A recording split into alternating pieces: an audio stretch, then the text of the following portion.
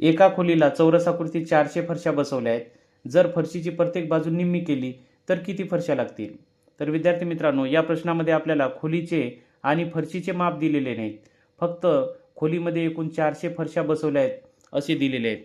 मग अशा वेळेस आपण खोलीचे माप 100 बाय 100 गृहीत धरूया. 100 बाय 100ची खोली आहे आणि त्यामध्ये 10 बाय 10च्या फरशा बसवलेल्या आहेत. त्यावेळेस किती फरशा लागतील?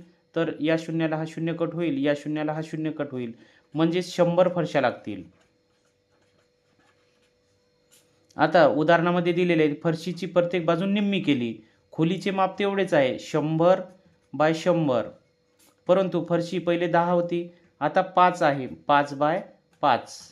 मग त्यावेळेस किती फरशा लागणार आहेत? तर 5 दुनी 10, त्यानंतर 5 दुनी 10 आणि 20 गुणिले 20 म्हणजे 400.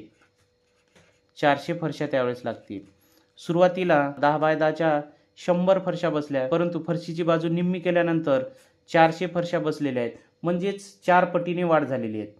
मग या ठिकाणी उदाहरणामध्ये 400 फरशा बसलेल्या असताना जर फरशीची प्रत्येक बाजू निम्मी केली तर 4 पटीने वाढ होणार आहे. म्हणून 400 गुणिले 4 म्हणजे 4 चूक 16, 1600 फरशा या ठिकाणी बसणार आहेत. म्हणजे या प्रश्नाचे उत्तर आहे पर्याय क्रमांक डी, 1600 फरशा.